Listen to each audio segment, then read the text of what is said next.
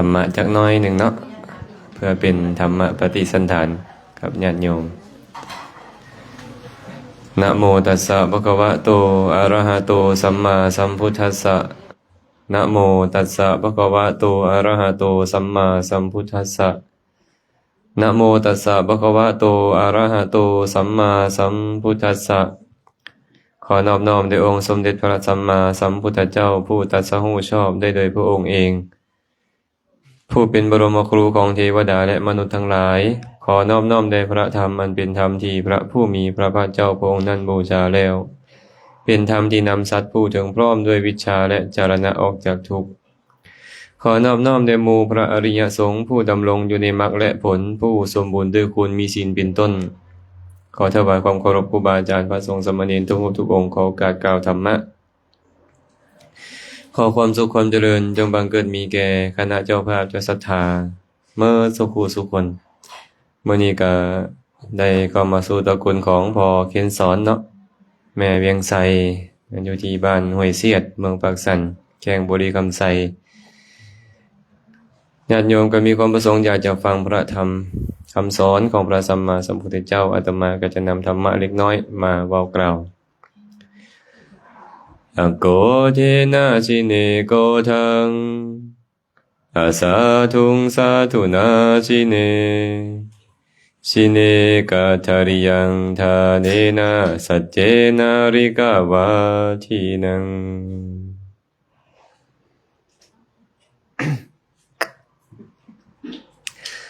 เอามือลงก่อนก็ได้เนาะนั่งฟังตามสบายเมื่อกี้ก็หาก็เทศแล้วจากเหือนของในออกวันพออกล่าเทศน้อยหนึ่งก็จะมาเทศอีกน้อยหนึ่งเนาะเพื่อให้พวกเราได้นำธรรมะไปคบคิดพิจารณาตามสมควร ในสวดคาถาหนึ่งที่พระสัมมาสัมพุทธเจ้าตรัสไว้อโกเทนะชิเนโกทังอาสาทุงสาธุนาชิเนชิเนกะทาริยังทาเนนะสัจเจนาริกะวาทินังแปลว่าควรเอาชนะคนโกรธหรือความโกรธด้วยความบ่โกรธคนเอาชนะความบ่ดีหรือคนบ่ดีด้วยความดีควรเอาชนะคนขี้ทีด้วยการให้และควรเอาชนะคนเว้าเลาะและเลวไหลด้วยคำจริงพระพุทธเจ้าตรัสไว้แบบนี้นะมีเรื่องราวเคยเกิดขึ้นในสมัยพุทธกาลมี เศรษฐีคนหนึ่งมีคนไส้นะคนไส้นี่ก็เป็นคนค่อนข้างที่จะเอาการเอางานเนาะเศรษฐีนี่ก็มอบเวียกให้เฮ็ดแล้วก็มีการเข้าไปเฮ็ดเวียกซอยเศรษฐีอยู่เนืองๆปรากฏว่ามื้อนึงมีมหรสพครบกันมีงานประจำปีเขาเจ้านะไทยบ้านไทยเมืองก็พากันไปเซฟไปเล่นมหรสพครบกันเศรษฐีก็ถามคนไส้นี่ว่าเจ้าสิไปเล่นหรือเจ้าสิเฮ็ดเวียกเอาค่าจ้างเราก็บอกว่าเขาน้อยสิเฮ็ดเวียกตื่นเช้ามาเราก็ไปไถนาเมียก็แต่งอาหารไปทีหลังสองผัวเมียคนไส้เนาะเป็นคนไส้ก็เจ้าก็ไปพากันไปแต่ว่าผัวไปก่อนเมียก็แต่งเข้าไปทีหลังผัวก็ไปคาดนาไถนาอยู่ปรากฏว่าพระสารีบุตรเถระนี่เพิ่นออกมาจากสมาบัติเข้าฌานเข้าสมาบัติออกมาใหม่ๆเข้านิโรธสมาบัติผู้ใดผู้หนึ่งก็ตามได้ให้ทานกับผู้เข้านิโรธสมาบัตินี่นะผลของมันจะส่งผลในมื้อนั้นหรือภายใน3มื้อ7มื้อพอออกจากนิโรธสมาบัติแล้วก็ไปอนุเคราะห์คนขอทานคนในไส้เขาเจ้านั่นแหละชื่อว่าเราชื่อว่าปุณณะเพิ่นก็ย่างไปเท่าปุณณะนี่ในขณะที่เห็นพระเถระมาก็เฝ้าที่จะเอาน้ำล้างหน้ากับไม้แปรงแก้วไปถวายสมัยก่อนไม้แปรงแก้วนี่นะบ่ได้มีเนาะบ่ได้มีเหมือนพวกเราก็จะเอาไม้ต้น กระเดาแด้เอาไม้สมพ่อแด้ทีนะเอามาย้ำปลายมันแล้วก็สีเพิ่นก็ไปฮักเอาต้นกระเดานั่นแหละกับน้ำล้างหน้าไปถวายพระเถระล้างหน้าบนป่าแล้วก็ไปต่อเมียกำลังที่จะเอาอาหารมาให้ผัวกินอยู่นานะเห็นพระเถระกำลังย่างไปบิณฑบาตตัดสินใจใส่บาตรคือกันนั่นนี่ก็ได้ขอนิมนต์พระคุณเจ้าจงรับอาหารบิณฑบาตของข้าน้อยเด้เพิ่นว่าเพิ่นก็ถวายอาหารบิณฑบาตไปฟ้าวกลับมือเฮือนมาหุงข้าวอีกบัดนึงหุงข้าวเรียบร้อยก็ฟ้าวแลนเลยบัดนี้ยันผัวให้เคยได้ยินบ่กองข้าวน้อยขาเมียอันนี้ก็สิกองข้าวน้อยขาเมียได้นี่ก็ได้เนาะที่นี่เมื่อเป็นเช่นนั้นเราก็ฟ้าวไปพอไปฮอด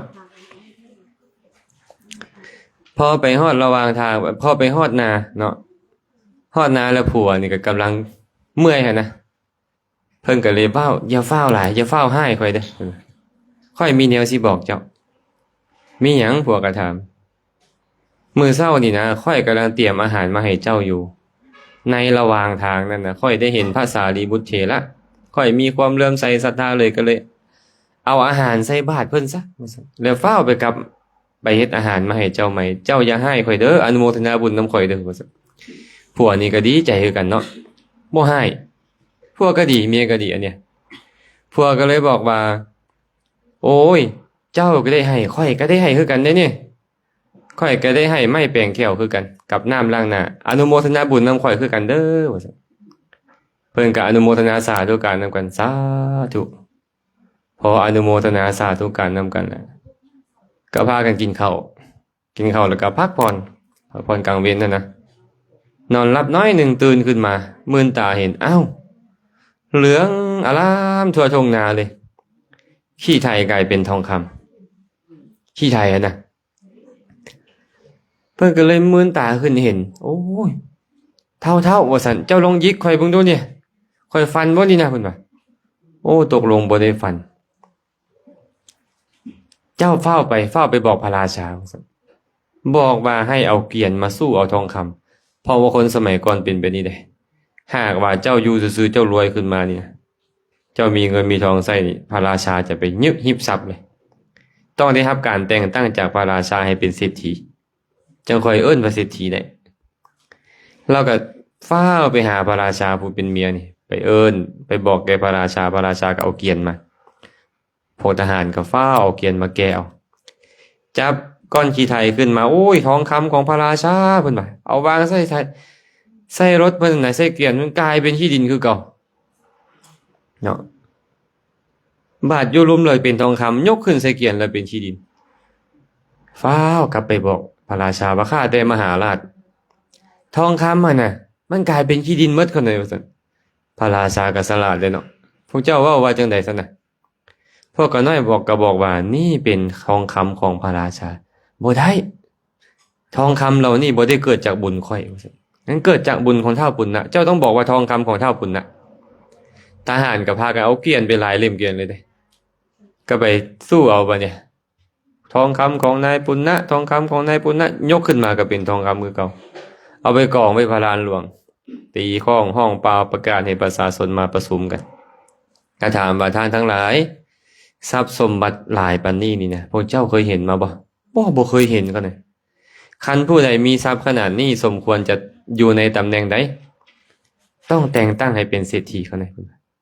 พระราชาก็เลยมอบตาประทับให้กับเราให้แต่งตั้งเราเป็นเศรษฐีในมื้อนั้นเลยนี่อานิสงส์ของการถวายทานแก่ผู้ออกจากนิโรธสมาบัติเนาะผู้ใดก็ตามได้ให้ทานกับผู้แบบนี้อานิสงส์ทันตาแต่ว่าผู้จะเข้านิโรธสมาบัติเนี่ยต้องเป็นพระอรหันต์หรืออนาคามีที่ได้สมาบัติ8จังเข้านิโรธได้คนธรรมดาเข้าบ่ได้เป็นพระสงฆ์เขาเจ้าทั่วไปก็เข้าบ่ได้ต้องบรรลุอนาคามีหรืออรหันต์การสั่นสมมือนี่เป็นเรื่องยากเนาะแทบจะบ่มีเลยแหละผู้เข้านิโรธนี่นะอานิสงส์ของการให้ทานกับผู้เซนนี่จะมีผลใหญ่มีอานิสงส์ใหญ่หลังจากเพิ่นได้เป็นเศรษฐีแล้วนิมนต์พระพุทธเจ้าไปรับทานบัดนี้พระพุทธเจ้าแสดงธรรมให้ฟัง บรรลุเป็นโสดาบันหมดเลยทั้งสามีทั้งภรรยาทั้งลูกพอลูกอายุได้15-16 ปีแล้วเศรษฐีที่เคยเป็นนายเพื่อนนะที่เคยเป็นนายจ้างเพื่อนนะก็เลยทรงสารมาขอลูกสาวบอกว่าอยากขอลูกสาวเจ้าให้ลูกชายข่อยเราก็บอกว่าบ่ได้ติพวกเจ้าบ่นับถือพระพุทธพระธรรมพระสงฆ์อีหยังข่อยละนับถือพระพุทธพระธรรมพระสงฆ์ลูกสาวข่อยก็นับถือพระพุทธพระธรรมพระสงฆ์ยินดีในการให้ทานยินดีในการเข้าไปหาพระภิกขุยินดีในการฟังธรรมบ่ได้ดอกว่าซั่นเศรษฐีผู้เคยเป็นนายก็เลยบอกว่าเจ้าอย่าว่าจังซั่นเจ้ามีสู่มื้อนี้ได้ก็ย้อนข่อยนี่ได้โอ้ทวงบุญคุณแล้วบัดนี้เนาะบ่จักสิว่าแล้วแม่นบ่เอาก็จำเป็นแล้วก็เลยบอกลูกสาวคันซั่นลูกก็ต้องได้ไปอยู่นำเราเด้อว่าซั่นส่งลูกสาวไปนับตั้งแต่เราไปอยู่เราบ่ได้ให้ทานรักษาศีลอุโบสถเราก็บ่ได้เฮ็ดฟังธรรมก็บ่ได้ไปฟังธรรมไปหาพระภิกขุก็ไปบ่ได้คันคือซุมื้อนี้ยังใครได้เนาะอยากฟังธรรมก็กด Facebook เข้าไปเนาะกด YouTube เข้าไปยังได้ฟังได้สมัยก่อนมันบ่มีบ่ได้ฟังธรรมบ่ได้เห็นครูบาอาจารย์คนมีศรัทธานะอยู่บ่ได้มีศรัทธาบ่พวกเขามีบ่ศรัทธาเป็นจังได๋ล่ะบัดนี้นี่เด้อที่ว่าสู่ฟังเด้อพระพุทธเจ้าบอกว่าคนมีศรัทธานี่นะต้องมีองค์ประกอบอยู่3อย่างคันมีองค์ประกอบอยู่3อย่างถึงเจ้าบ่บอกว่าเจ้ามีศรัทธาเจ้าก็คือคนมีศรัทธาคันเจ้าบ่มี3อย่างนี้ไผสิบอกว่าเจ้ามีศรัทธาเจ้าจะบอกตัวเองว่าเจ้ามีศรัทธาเจ้าก็บ่มีศรัทธาได้3อย่างมืออย่างใดพระพุทธเจ้าบอกว่าทัศนกาโมศีลวตังสัทธัมมังโสตุมิสสติวิเนยะมัชเฉละมะลังสเวสัทโธติวุจจติ1บุคคลใดปรารถนาเห็นผู้มีศีลอยากเห็นครูบาอาจารย์อยากให้ครูบาอาจารย์เข้ามาสู่ตระกูลตัวเองเนืองๆอันนี้ข้อที่1เลย2ปรารถนาเพื่อฟังธรรมยินดีพอใจในการฟังธรรมมีการฟังธรรมอยู่บ่ใดไปครูบาอาจารย์แสดงธรรมให้ฟังอยู่เงียงหูลงฟังด้วยความเคารพ3มีจิตปราศจากมลทินคือความขี้ถี่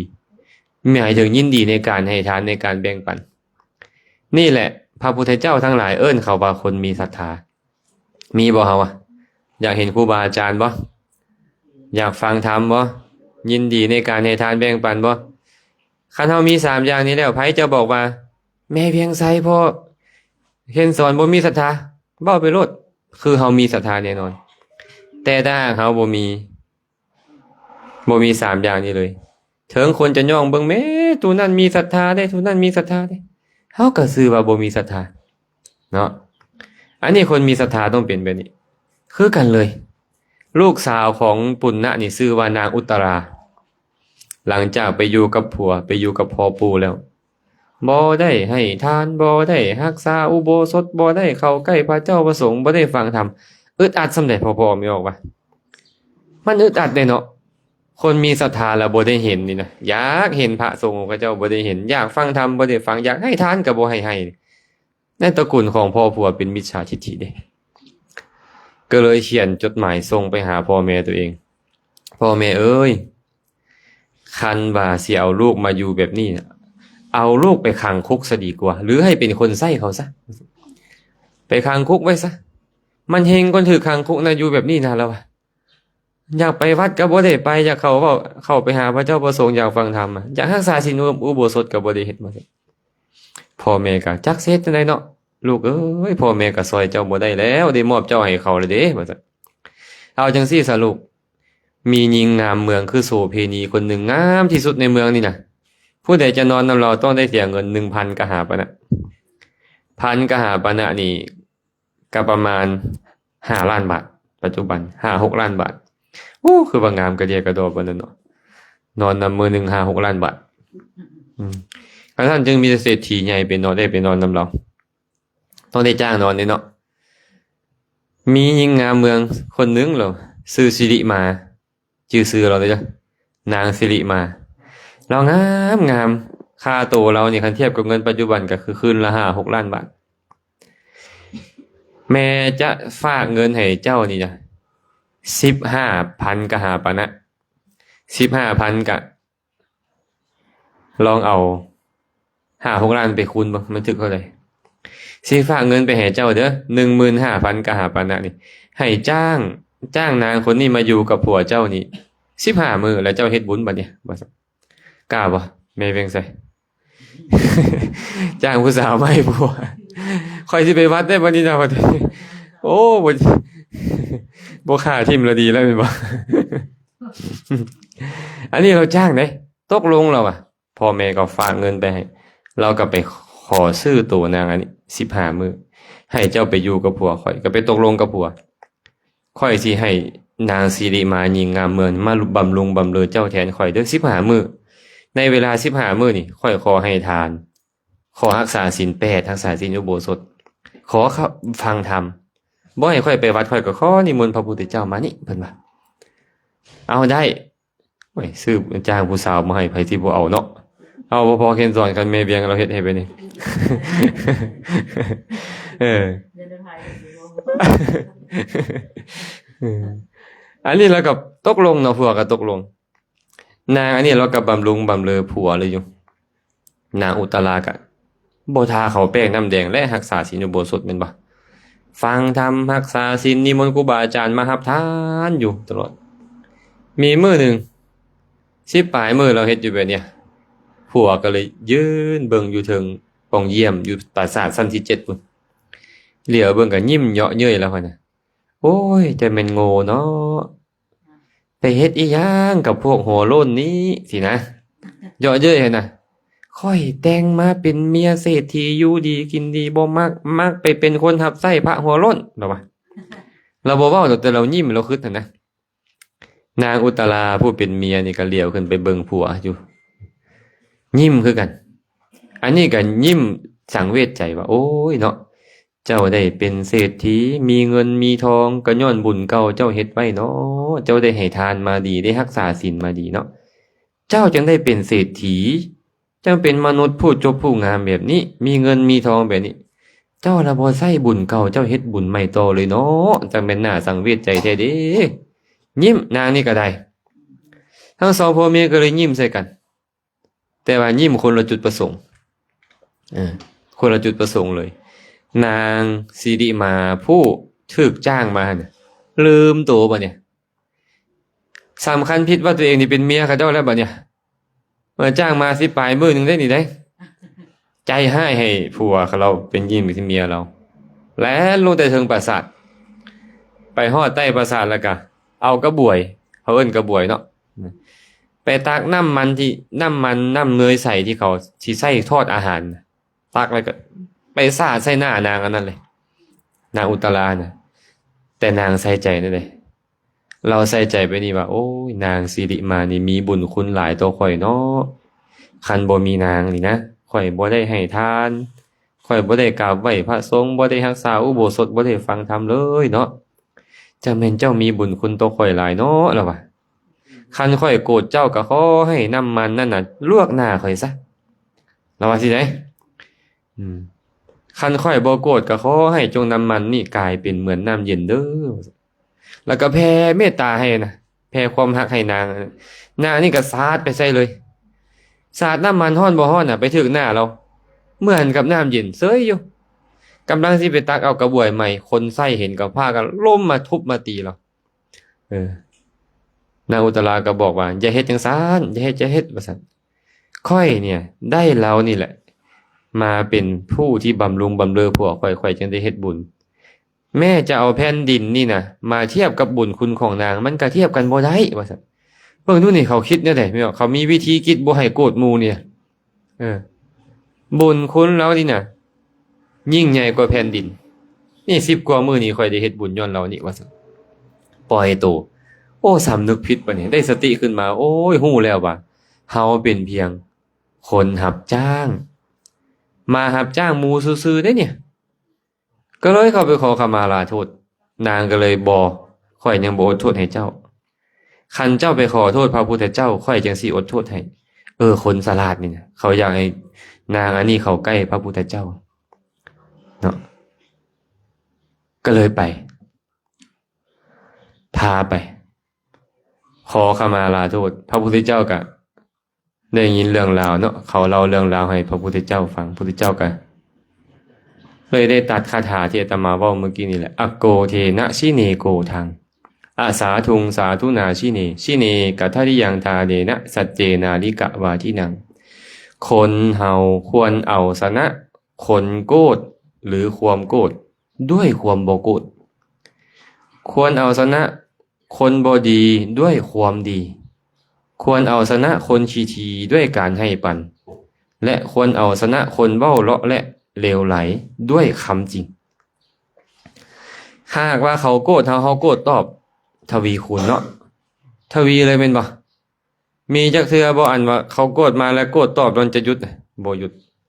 มีแต่คูณขึ้นไปเรื่อยเดี๋ยวก็หาพรรคหาพวกมาอีกแหละแม่นบ่มีแต่สิ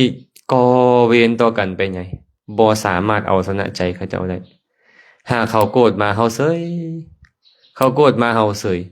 มันบ่ก่อเวรต่อใจเฮาก็บ่เป็นเวรบ่มีความโกรธบ่มีความอาฆาตพยาบาทเขาก็จะค่อยๆใจดีลงเองใจอ่อนลงเองนะคันโกรธตอบนี่เพิ่มพูนพระพุทธเจ้าได้บอกจังซี่ว่าบุคคลใดก็ตามโกรธตอบบุคคลผู้โกรธเฮาแล้วชื่อว่าสัวซ่าต่ำสามก่อนคนโกรธนั่นอีกทำให้คนทั้งสองเลยคันเขาโกรธมาแล้วเฮาโกรธตอบเขานี่นะเพิ่นว่าเฮาสัวซ่าเพิ่นเขาอีก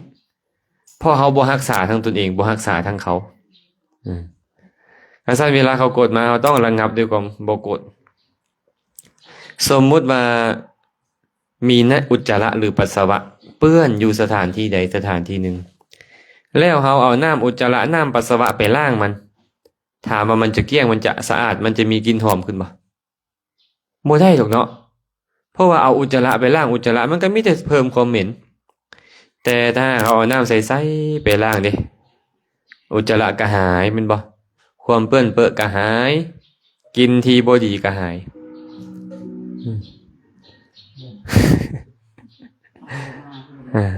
ว่าเป็นอย่างว่าดังๆเอาได้งี้หรอกเนาะ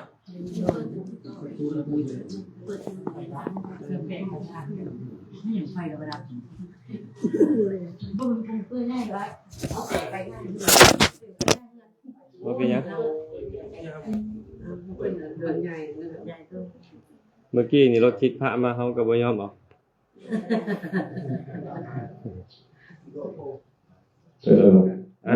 เป็นทำใดก่อนตรงนั้นเลยถ้าว่าเขาโกรธมาเขาโกรธก็เขาก็สิว่ารักษาใจเขาก็รักษาเขาก็เขาจึงคือว่าเป็นผู้ชนะเนาะเอาชนะคนบ่ดีด้วยความดีพุ่นเขาคิดบ่ดีกับเฮาเขาเว้าบ่ดีเขาเฮ็ดบ่ดีกับเฮาคันเฮาตอบโต้ด้วยความบ่ดีกลับไปก็มีแต่ลุกลามอีกแหละแม่นบ่เว้าบ่ดีก็อย่าข่อยสิเว้าดีกับเจ้าอย่างเดียว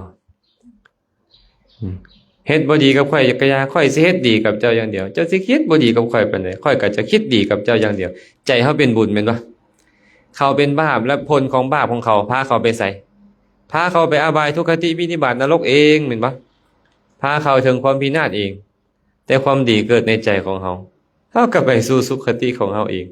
ได้เสวยสุขของเฮาเองฉะนั้นอยากเอาชนะคนบ่ดีอย่าไปโต้ตอบเขาด้วยความบ่ดีคนบ่ดีนี่เขาสามารถเฮ็ดได้ทุกอย่างได้แม่นบ่เขาสามารถเฮ็ดบ่ดีกับเฮาได้ทุกอย่างเลยคันเฮาไปตอบโต้เขาด้วยความบ่ดีจังได๋เขาก็ต้องเฮ็ดสิ่งที่บ่ดีกว่าหั่นตอบโต้เฮากลับคืนเนาะแต่หากเอาชนะด้วยความดีเขาจะเซาเองได้เคยมีเรื่องราวเกิดขึ้นมั้ยมีเศรษฐีคนหนึ่งไปปลุกกุฏิบักงามๆให้พระพุทธเจ้าองค์กรพุ่นดอกไปปลุกกุฏิบักงามๆเอาเงินเอาทองพุ่นน่ะอันไปเฮ็ดขี้ดินจีนกุฏิอ่ะนะไอ้ความรวยของเราหั่นน่ะความรวยของเศรษฐีคนเนี่ยเอาดินจีทองเฮ็ดกุฏิถวายพระพุทธเจ้าให้พระพุทธเจ้าอยู่มามื้อหนึ่งเราก็เลยจะไปวัดมื้อนั้นล่ะมีนักเลงมีโจรกลางคืนเราก็ไปเลาะปุ้นเลาะลักขโมยหมูเนาะกลางเว้นเราก็มานอนสินะใกล้แจ้งเราก็มานอนปรากฏว่าโจรนั่นน่ะไปขโมยของเขามาไปกลางคืนแล้วไปนอนอยู่ศาลาใกล้ๆวัดท่าน นอนแล้วเอาผ้าห่มปกหัวบ่ปกตีนเอาลองคิดเบิ่งกันแล้วกันเนาะตีนมันก็เปื้อนอยู่หั่นนะเศรษฐีนี่ก็ย่างกายมาโอ้ยคำเว้าเฮานี่ก็ระวังคือกันเด้อเว้าน้อยหนึงนี่สร้างเหตุให้บ่ดีให้ตัวเองเลยเด้อืมได้ยินบ่อันนั้นคำเว้าดีมีสีแก่ตัวหั่นคำเว้าบ่ดีแล้วปากมีสีคือเขาว่าเนาะ เราก็เลยเว้าขึ้นเศรษฐีอ่ะโอ้ยพวกนักเลงพวกขี้ลักแล้นี่มานอนอยู่นี่นะสินะไอ้หมอนั่นได้ยินก็เปิดผ้าห่มขึ้นเบิ่งนิดนึงป้ามื้อใดมื้อหนึงก็ต้องจัดการเศรษฐีคนนี้ให้ได้พุ่นน่ะเห็นว่าตัวเองรวยแล้วเว้านี่ก็ได้วะเป็นผู้อาฆาตอ่ะเนาะแม่นอยู่นั่นเราเป็นโจรกระจอกก็จริงแต่ว่าผูกอาฆาตแล้วบัดนี้ย้อนคำเว้าของเศรษฐีคนนี้เมื่อผูกอาฆาตแล้วไปเผานาเรา7 เทื่อเอาไฟไปเผานานี่เข้ากำลังเป็นดีๆเอาไฟไปเผานาบ่แม่ไปตัดขางัวเรานี่7 เทื่อเอาผ้าเอาหยังไปตัดขางัวเราทิ่มซื่อๆนี่บ่ได้ลักขโมยได้ตัดทิ่มซื่อๆนี่ไปเผาสร้างเข้าอีก7 รอบแต่ว่าเศรษฐีก็บ่โกรธบ่เคืองหยังเบิ่งแม่ไอ้เศรษฐีนี่ก็ได้บ่โกรธบ่เคืองมื้อหนึงเราก็เลยเฮ็ดทำทาไปตีสนิทกับคนใส่ของเศรษฐีไปตีสนิทเลยได้เรื่องเคยกันเข้าก็เลยถามอ้ายเศรษฐีเจ้านายเจ้าเนี่ยเราฮักอีหยังที่สุดอยากทำให้สิ่งที่เศรษฐีฮักที่สุดว่าซั่นคนใส่ของเศรษฐีก็เลยว่าค่อยก็บ่เห็นอีหยังนะที่เราฮักที่สุดนี่นะแต่ว่าเห็นเรามักไปแต่หาพระพุทธเจ้าเด้เราเฮ็ดกุฏิงามๆได้สร้างให้พระพุทธเจ้าเด้เราคือสิฮักกุฏิหลังนี้หลายเด้ว่าซั่นนะโอ้ได้ยินว่าสิ่งที่เศรษฐีคนนี้ฮักแหละเบิ่งบัดเนี่ยพระพุทธเจ้าก็ไปบิณฑบาตเป็นบ่ล่ะพระสงฆ์ก็ไปบิณฑบาตโจรคนนี้อาศัยความโกรธโกรธเศรษฐีก็จริงแต่ไปทำให้พระพุทธเจ้ามันสิไปไสล่ะบัดเนี่ยเนาะไปก็เอาเสื้อเพลิงเอาน้ำมันนี่ใส่กุฏิแล้วก็เผาเลยเผาเกลี้ยงเลยไม่ออกเกลี้ยงแล้วก็ไปจอบอยู่แถวใกล้ๆนั่นแหละจอบทาเบิ่งเศรษฐีคนใส่มาเอิ้นเนาะท่านเศรษฐีกุฏิที่ท่านเฮ็ดให้พระพุทธเจ้าไฟไหม้แล้วว่าซั่นแล้วก็ไปเบิ่งแทนที่เราจะโกรธเราบ่โกรธตบมือเสยตบมือโอ้ยดีใจอ่ะยิ้มเสยคนทั้งหลายก็เลยมาถามท่านเศรษฐีท่านสละทรัพย์ตั้งหลวงหลายสร้างกุฏิหลังนี้ท่านบ่เสียใจจักหน่อยเลยว่าท่านทั้งหลายเอ้ยค่อยสละทรัพย์ค่อยให้แก่พระพุทธศาสนาไปแล้วถวายพระพุทธเจ้าแล้วมันบ่แม่นของค่อยบุญพุ่นน่ะเป็นของค่อยนะพุ่นน่ะบุญสำเร็จกับค่อยแล้วสิบ่ให้ค่อยดีใจจังได๋ค่อยจะได้เฮ็ดใหม่ถวายเพิ่นนี่นะพุ่นน่ะเบิ่งวิธีการใส่ใจของเขานี่คันเฮาละสิแม่นแจ้งตำรวจแล้วแหละพวกเฮานี่เนาะมาเบิ่งดูนี่พวกใจเฮ็ดมานี่จับมาดูนี่นะเอาสิว่าจังซี่เด้แต่ว่าเขาบ่ดีใจค่อยสิได้เฮ็ดใหม่แล้วก็บ่อาฆาตบ่จะพยาบาทไผเราก็เฮ็ดสร้างให้เฮ็ดใหม่ให้คนมาเฮ็ดขึ้นใหม่เมิดบักงามๆฉลองบ่เนี่ยไอ้หมอจองเวรมันก็บ่ยอมคือกันมันก็จอบหาซ่องอยู่เบิ่งดูว่าเศรษฐีนี่สิเว้าจังได๋สิติสินนินทาค่อยท่ามกลางคนทั้งหลายบ่ข่อยสิฆ่าทิ่มรถมื้อนี้นะเพิ่นว่าหลังจากเศรษฐีถวายกุฏิปึ๊บเขาขอแบ่งบุญเลยข้าพเจ้าขอแบ่งส่วนบุญนี้ให้กับสรรพสัตว์ทั้งหลายทั่วสากลโลกเด้อโดยเฉพาะบุญนี้ค่อยขอยกให้โจรที่มาทำลายกุฏิหลังนี้เด้อว่าซั่นได้ยินตกใจตายเฮาไปตัดขางัวเรา7 เทื่อจูดนาเรา7 เทื่อจุดสางเข้าเรา7 เทื่อแต่ว่าเราบ่โกรธเขาเลยเด้เนี่ยแม้แต่เฮามาทำลายกุฏิที่เราฮักที่สุดแล้วนี่นะแต่เราก็ยังบ่โกรธบ่เคืองเขาจักหน่อยเนาะโอ้ยเนาะจังแม่นเราดีเด้เศรษฐีคนนี้ฟ้าสิพาหัวเฮาซำแลนี่คันเฮาเฮ็ดกับคนดีแบบนี้นะเฮ็ดกับคนที่บ่ได้คิดบ่ดีกับเฮานี่นะสุดท้ายเลยไปขอขมาลาโทษพ่อค่อยขอขมาลาโทษเด้อท่านเศรษฐีว่าซั่นมาขอขมาค่อยเฮ็ดหยังสารภาพหมดเลยค่อยเคยตัดขางัวเจ้าเคยจุดนาเจ้าจุดสร้างเข้าเจ้าแล้วก็ค่อยนี่แหละเป็นคนเผากุฏิหลังนี้ว่าซั่นค่อยขอโทษเศรษฐีก็เลยถามเจ้าโกรธอีหยังขอให้เจ้าจังค่อยมาเฮ็ดแบบนี้ โกรธกับมื้อนั้นเด้เจ้าว่าข่อยเป็นขี้ลักนี่นะเจ้าว่าข่อยเป็นขี้ขโมยนี่นะว่าซั่นไอ้คำเว้าซ้ำนี่ว่าเจ้าโกรธอะแม่นว่าซั่นอาศัยคำเว้าคำเดียวทำลายล้างกุศลคุณงามความดีของตัวเองหมดเลยบ่เป็นหยังข่อยยกโทษให้แล้วว่า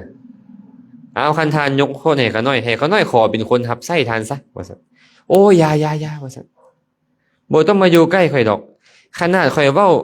เจ้าบ่ถึกใจน้อยเดียวเจ้านำทำลายล้างข่อยได้ขนาดนี้แล้วคันซัวว่าเจ้ามาเป็นคนใช้ข่อยตำหนิติเตียนเจ้านี่เจ้าสิบ่ฆ่าข่อยทิ่มทั้งโคตรพุ่นว่าพอแล้ว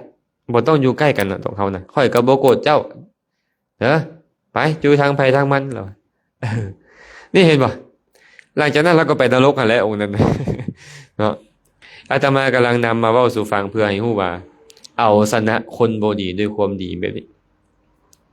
เฮ็ดแต่ดีกับเขาอย่างเดียวเขาสิเว้าจังใดบ่ดีกับเฮาก็อย่าเขาสิเฮ็ดบ่ดีสิคิดบ่ดีกับเฮาก็อย่าแต่เฮาเฮ็ดดีกับเขาอย่างเดียวอันนี้เป็นหน้าที่ของบัณฑิตเด้บัณฑิตต้องเฮ็ดแบบนี้เนาะพระพุทธเจ้าก็เลยบอกว่าอะสาทุงสาธุนาชิเนบุคคลควรเอาชนะคนบ่ดีด้วยความดีข้อที่3นี่ล่ะควรเอาชนะคนทีด้วยการให้ปันคนทีนี่นะ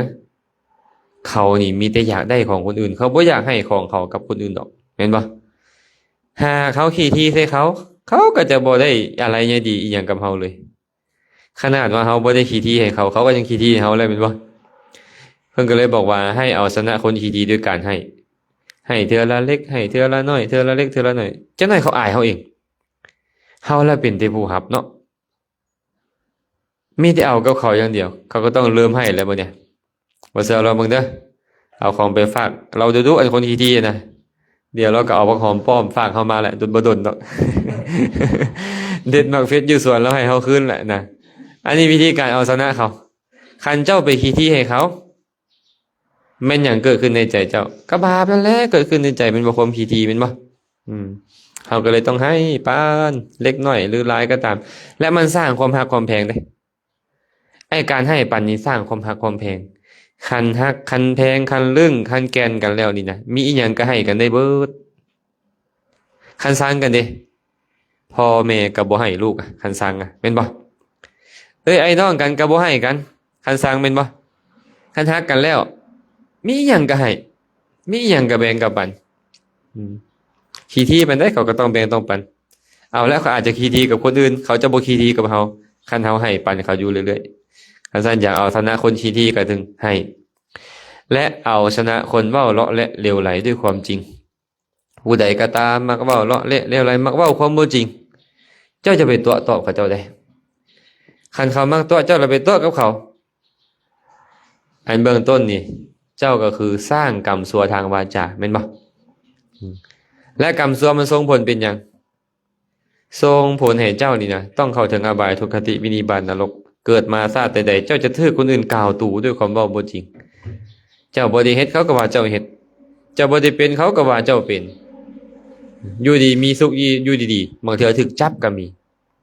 บางเทื่อถูกปลดจากตำแหน่งก็มีทั้งๆที่เฮาบ่ได้เฮ็ดความบ่ดีอีหยังเลยเวลาอกุศลข้อมุสาวาทมันส่งผลคันซั่นเขาตัวกะยาเขาต้องประสบทุกข์เองแต่เฮาบ่ตัวคันเฮาเว้าแต่ความจริงเว้าแต่ความจริงเขาเว้าความบ่จริงมาปานใดเฮาเว้าแต่ความจริงอยู่นี่นะสุดท้ายเขาจะบ่กล้าเว้าความบ่จริงกับเฮาอย่าไปเว้านำเราเด้พ่ออันนั้นแม่อันนี้นะเราเว้าแต่ความจริงได้เราบ่ตัวใครผู้ใดเด้เราเว้าอันใดเฮ็ดอันนั้นเฮ็ดอันใดเว้าอันนั้นเด้เขาก็จะบ่กล้าว่าโลละเร็วไหลกับเฮาเนาะพระพุทธเจ้าตรัสพุทธพจน์4ข้อนี้จบลงนางสิริมาบรรลุเป็นพระโสดาบันประโยชน์เกิดขึ้นได้อาศัยนางอุตรานี่นะยั่วเข้าไปหาพระพุทธเจ้ายั่วเข้าไปหาเด้การคบนักปราชญ์บัณฑิตก็เป็นคุณงามความดีแบบนี้เป็นเหตุให้ได้ฟังธรรมเนาะเมื่อฟังธรรมแล้วก็เป็นปัจจัยให้พ้นไปจากทุกข์ได้พร้อมฟังธรรมดีแนวใดล่ะดีบ่ฟังธรรมนี่ดีอยู่อ่ะ ฟังธรรมแล้วมันได้ความเข้าใจเนาะเมื่อเข้าใจแล้วมันเอาไปประพฤติได้ถูกไปเฮ็ดได้ถูกต้องพระพุทธเจ้าว่าอานิสงส์ของการให้ทานไว้แบบนี้ก่อนได้ ทัทธมาโนปิโยโหติสตังธรรมังอนุกกัมมังสันโตนังสัทธาพระชันติสัญญาตาพรหมจารโยเตตัสสะธรรมังเทเสนติสัพพทุกขาปนูทนังยังโสธรรมังอิทัญญายะปรินิพพาตนาสโบบุคคลผู้ให้ทานยอมเป็นที่ฮักของมหาชนผู้ใดก็ตามมักให้ผู้ใดก็ต้องฮักเราแม่อันนั่นพ่ออันนี้เท่าอันนั้นนางอันนี้เบิ่งแม่เราเป็นผู้ที่ยินดีในการให้ในการแบ่งปันได้ไปเฮือนเล่าตอนได้โอ้ยได้กินแกงหน่อไม้ตลอดได้ของฝากของต้อนกลับมาตลอดดีดีเลยเขาฮักวะเข้ากะฮักแม่นบ่เพิ่นเลยบอกว่าผู้ให้ทานเป็นที่ฮักของมหาชนบ่แม่นแต่คนฮักได้เอาอาหารให้มาให้แมวหมาแมวมันก็ฮักแม่นบ่เทพบุตรเทวดาก็ยังฮักให้คนที่มักให้และชื่อว่าเดินตามทางของสัตว์บุรุษนักปราชญ์บัณฑิตพร้อมนักปราชญ์บัณฑิตบ่ว่าจะเป็นพระพุทธเจ้าพระอริยสาวกทั้งหลายเดินมาทางนี้คือยินดีในการให้ทานแบ่งปันที่สำคัญไปก็หันนี่ล่ะสัตว์บุรุษทั้งหลายยอมคบหาเขาพระพุทธเจ้าก็ตามพระอริยเจ้าทั้งหลายก็ตามนักปราชญ์บัณฑิตทั้งหลายจะเข้าไปหาคนที่ให้ทานเข้าไปเพิ่นก็บ่เข้าไปล่าบ่เนี่ยยอมแสดงธรรมอันเป็นเครื่องบำบัดทุกข์ให้กับเขาเพิ่นก็แสดงธรรมให้ฟังอันนี้เป็นทานอันนี้เป็นศีลอันนี้เป็นภาวนาเด้อใส่ใจแบบนี้เป็นบาปใส่ใจแบบนี้เป็นบุญเด้อคิดแบบนี้เว้าแบบนี้มีทุกข์เป็นผลเด้อคิดแบบนี้เว้าแบบนี้เฮ็ดแบบนี้มีสุขเป็นผลเด้อเพิ่นก็ซี่โทษแยงคุณให้แสดงธรรมให้ฟังเมื่อเอาไปประพฤติปฏิบัติได้ถึกก็พ้นไปจากทุกข์ได้ยังโสธรรมังอิทัญญายะปรินิพพาตนาสโวเขาผู้นั้นเมื่อฟังธรรมจากนักปราชญ์บัณฑิตสัตบุรุษนั้นแล้วยอมปรินิพพานปรินิพพานนี่คืออย่างปรินิพพานฮะแม่เวงไสอันไหนเอิ้นว่าปรินิพพานปรินิพพานก็คือตายแล้วบ่ได้เกิดปรินิพพานแปลว่าดับฮอบหมายถึงความตายของพระอรหันต์ปรินิพพานนี่นะเนาะพระอรหันต์ตายเอิ้นว่าปรินิพพานพระอรหันต์เนี่ยคือผู้บ่มีกิเลสอรหะตัวเนี่ยแปลว่าไกลจากกิเลสไกลไปได้แหละคือบ่มีกิเลสในใจบ่มีความโลภบ่มีความโกรธบ่มีความลุ่มหลงบ่มีความอิจฉาริษยาบ่มีความขี้ถี่บ่มีความถือเนื้อถือตัวบ่มีความยึดเหนี่ยวห่วงแหนสบายใจบ่มันสบาย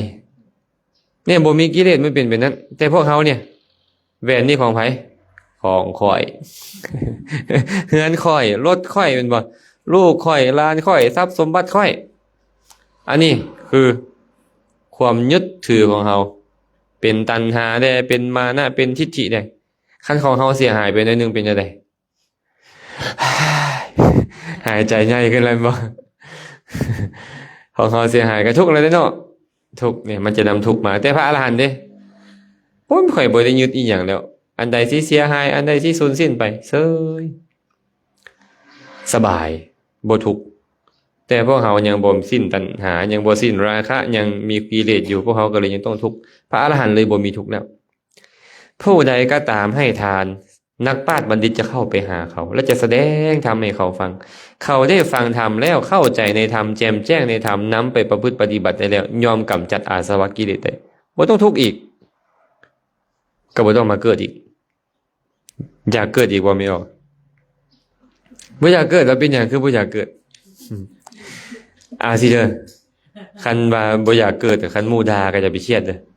ขอให้มึงตายจะได้พุทธจะได้เกิดอย่าเครียดเด้อบัดนี้เด้อยกมือเลยสาธุเป็นหยังสาธุบ่อยากเกิดมาแล้วมีตามีหูมีดังมีลิ้นมีกายมีใจเนี่ยและทุกข์มันบ่ได้อยู่บนอื่นมันทุกข์ย้อนตานี่เนาะเห็นแนวบ่ดีก็ทุกข์บ่ได้เห็นแนวดีๆก็ทุกข์ตาเปลี่ยนแปลงก็ทุกข์แม่นบ่หูนี่ได้ยินเสียงบ่ดีก็ทุกข์อยากได้ยินเสียงดีบ่ได้ยินก็ทุกข์หูเปลี่ยนแปลงก็ทุกข์ดังคือกันได้กินบ่ดีก็ทุกข์เมื่อวานนี้ยางกายบ้านนี้ยังก่อนเมื่อก่อนเนาะบ้านแสนสำราญเนาะยางกายมาป๊อดยางพารา มันเหม็นแบบเหม็นแท้เหม็นว่านะมันมี2กลิ่นเนาะกินแบบที่1คือเหม็นคือปลาอีฮือคุณจะปลาอีฮือวะปลาหมึกแห้งเนาะกินแบบนั้นยังพอทนไม่ออกมีกินแบบนึงนี่มันอุจจาระคักๆเลยเด้มันเหม็นจนเจ็บหัวเนาะก็เลยว่าน้อยเป็นได้ถามจวนนิดหน่อยจวนกิมซุงให้เป็นได้น้อยเหม็นกว่าต๊ดอีกอาจารย์เพิ่นว่าเพิ่นเว้าบ่เป็นนะมันทุกข์บ่ไม่ออกมาทุกข์บางคนนี่ห้างแตกบางคนเจ็บหัวหมอเก่านี่ได้กินที่บ่ดีก็ทุกข์อยากได้กินดีบ่ได้ตามทุกข์อีกดังเปลี่ยนแปลงก็ทุกข์ลิ้นคือกันได้ซิมรสชาติที่บ่ดีเค็มเกินไปขมเกินไปก็ทุกข์เนาะบ่ได้ซิมรสที่ดีก็ทุกข์ลิ้นเปลี่ยนแปลงก็ทุกข์ร่างกายคือกันร้อนเกินไปทุกข์บ่ทุกข์หนาวเกินไปก็ทุกข์หยาบคายเกินไปก็ทุกข์อยากได้สิ่งที่ดีบ่ได้ก็ทุกข์ใจเด้ฮู้แนวบ่ดีก็ทุกข์แม่นบ่ฉะนั้นเกิดมาพร้อมกับทุกข์ทุกข์บ่ตอนนี้นั่งดนๆเนี่ยทุกข์เนาะเจ็บขาเจ็บเข่าร้อนอึดอัดทุกข์นั่นเว้าย่อมใจผู้เทศซื่อๆหรอกความจริงเลยผู้เทศนี่ก็ทุกข์อ่ะตอนเนี้ยเจ็บขามันทุกข์ใดเนาะทุกข์มันอยู่ไสทุกข์เนี่ยอยู่กายอยู่ใจนี่แม่นบ่คันเจ้าเกิดเจ้าก็ต้องมีร่างกายมีจิตใจกายก็ทุกข์ใจก็ทุกข์ให้หมู่นี่ทุกข์บ่อยากให้หมู่นี่อยากให้ผัวนี่ทุกข์บ่ อย่าว่าจะอยากให้ผู้ใดเนาะ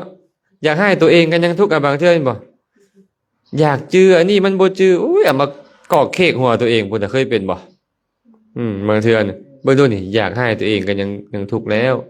การสั้นเฮาเกิดมาพร้อมทุกข์คันหมู่ให้หมู่ด่าว่าตายแล้วอย่าได้ผุดอย่าได้เกิดสาธุโลดบ่อยากเกิดมาแล้วมันทุกข์เกิดมาแล้วมันต้องมีเนาะมีตามันก็จะทุกข์ย้อนตามีหูก็ทุกข์ย้อนหูมีดังมีลิ้นมีกายมีใจก็ทุกข์ย้อนดังลิ้นกายใจนี่มีแขนทุกข์ย้อนหยังมันแขนมีขาทุกข์ย้อนขามีตับมีไตก็ทุกข์ย้อนมันนี่แหละมีอันใดมันทุกข์ย้อนอันนั้นย้อนความยึดถือมันอยู่ในใจของภาษาธรรมะเขาเอิ้นว่ากิเลสตัณหาเนาะความยึดมั่นความยึดถือมันครอบงำจิตใจเฮามันก็เลยเฮ็ดให้ทุกข์เพราะฉะนั้นปรินิพพานก็คือบ่ต้องเกิดเนาะแต่ว่าผู้จะบ่เกิดน่ะบ่แม่นว่าบ่อยากเกิดแล้วจะบ่เกิดผู้บ่เกิดคือผู้บ่มีกิเลสบ่มีความโลภบ่มีความอยากได้หยังแหละบ่มีความโกรธเคืองไผบ่มีความลุ่มหลงเห็นตามความเป็นจริงแล้วว่าเป็นเพียงธรรมชาติที่เกิดขึ้นตั้งอยู่ดับไปคันเห็นแบบนี้ได้ก็ชื่อว่าดับกิเลสได้แต่ตอนนี้พวกเขายังเห็นบ่ได้ปานนั้นเสื้อผู้ใดอันนุ่งอยู่เนี่ยเสื้อคอยนุ่งผืนบ่ดีแบบนี้บ่ได้บ่ต้องแบบนี้มันจะงามเห็นบ่เนี่ยมันยึดอยู่นำอันพวกนี้เนี่ยมันบ่แม่นแนวอื่นกระทั่งมันก็เลยครอบงำจิตใจเฮาอยู่ทุกเมื่อเชื่อมันแต่ในฐานะที่พวกเขาพอเข้าใจธรรมะได้แล้วว่าข้อยยังบ่สามารถละกิเลสที่มันละเอียดได้นี่นะข้อยจะพยายามละความถี่ที่มันหยาบๆนี่ข้อยจะพยายามละความอิจฉาริษยาหมู่ที่มันหยาบๆจะพยายามละความโกรธเคืองที่มันหุนแฮงนี่ที่บ่น่าพอใจทั้งหลายจะพยายามลดเว้นจากการฆ่าจากการลักขโมยจากการตัวการต้มเป็นต้นค่อยจะเอาแนวหยาบๆให้มันลดลงเทื่อละน้อยกิเลสละเอียดก็ต้องค่อยละได้ไปตามลำดับเนาะแต่มันต้องเกิดจากการฟังมีการฟังเฮ็ดจังได๋จะได้ฟังเจ้าก็ต้องเข้าไปคบสัตบุรุษเข้าไปคบนักปราชญ์บัณฑิตและนักปราชญ์บัณฑิตเป็นแบบใดล่ะบัดเนี่ยบ่ได้มีป้ายติดไว้บ่คืออันนี้เด้เนาะปาโนสิวะเขียนใส่ป้ายเมื่อกี้เนี่ยนี่อันนี้ยังพอฮู้ได้เนี่ยแม่นบ่แต่บัณฑิตบ่ได้ติดป้ายบอกค่อยเป็นบัณฑิตอันนี้ปาโนอย่างกับการไฟฟ้าวะนี่อันนี้มีป้ายแต่ว่าไอ้บัณฑิตบ่มีป้ายไม่ออกบัณฑิตต้องเบิ่งไปได้ล่ะเบิ่งการกระทำเขาเฮ็ดดีบ่เขาเว้าดีบ่เขาคิดดีบ่เครื่องหมายของบัณฑิตมี3อย่าง มีปกติเว้าดีมีปกติเฮ็ดดีมีปกติคิดดีและมีปกติซักชวนคนอื่นให้เฮ็ดดีจะเอิ้นว่าบัณฑิตเมื่อเจ้าเข้าไปคบบัณฑิตบัณฑิตก็จะแนะนำในสิ่งที่ควรแนะนำให้เจ้าเข้าใจในสิ่งที่บัณฑิตแนะนำแล้วก็นำไปประพฤติปฏิบัติตามความทุกข์มันจะคลายๆลงเรื่อยๆคลายลงเรื่อยๆสุดท้ายก็หมดสิ้นไปบ่มีการเกิดอีกเมื่อบ่มีการเกิดก็บ่ต้องทุกข์เนาะจักโมงแล้วบ่นี่เนาะเบิ่งโมงให้ดู4:20นแล้วว่ะโอ้มันสมควรแล้วได้นี่ได้เพราะว่าต้องได้ย่างอีก4 กิโลบ่เพิ่นว่าไปฮอดปากเงียบประมาณ4 กิโลก็ชั่วโมงนึงเนาะก็คงจะพอสมควรแล้วอนุโมทนาบุญนำเด้อพอเขียนสอนแม่เวียงไสพร้อมด้วยญาติมิตรลูกหลานที่ได้นิมนต์ครูบาอาจารย์ให้เข้ามาสู่ตระกูลก็ขอให้กุศลทั้งหมดที่ทุกคนทุกท่านเฮ็ดแล้วนี้จงเป็นปัจจัยอำนวยอวยไสให้ทานทั้งหลายจงได้ประสบพบเจอแต่ความสุขปราศจากทุกข์ทั้งปวงหากปรารถนาสิ่งหนึ่งประการใดอันเป็นไปในทางที่ชอบประกอบด้วยธรรมแล้วก็ขอให้ความปรารถนาของทุกคนทุกท่านจงสำเร็จโดยทั่วกันเทอญ